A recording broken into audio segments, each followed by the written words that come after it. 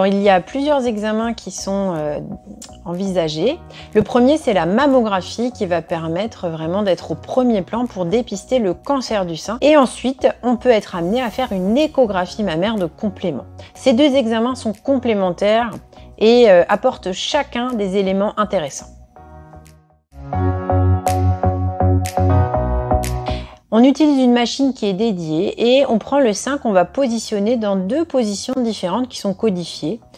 On l'aplatit un peu entre deux plaques, mais en fait, contrairement aux idées qu'on avait quand nos grands-mères elles passaient des mammographies, là vraiment c'est très rapide.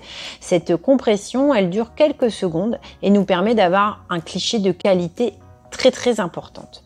Donc c'est désagréable certes parce qu'on appuie un peu sur le sein, mais vous pouvez être sûr que c'est pas douloureux, sauf chez certaines patientes qui ont vraiment des seins très sensibles.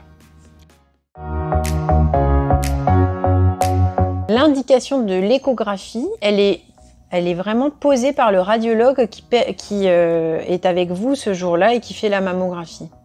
En effet, c'est lui qui va décider si l'échographie va apporter quelque chose. Cela va dépendre de la structure des seins que l'on verra sur la mammographie préalable. Les patientes qui ont des seins denses, avec plein de glandes dedans, des seins durs, des seins fibreux, vont avoir une échographie complémentaire et ça va permettre de faire un examen plus complet. Certaines patientes qui ont des seins très lisibles ou qui ont des seins très graisseux, elles n'auront pas forcément besoin d'échographie. C'est simplement un complément pour mieux voir dans certaines zones un petit peu plus sombres en mammographie.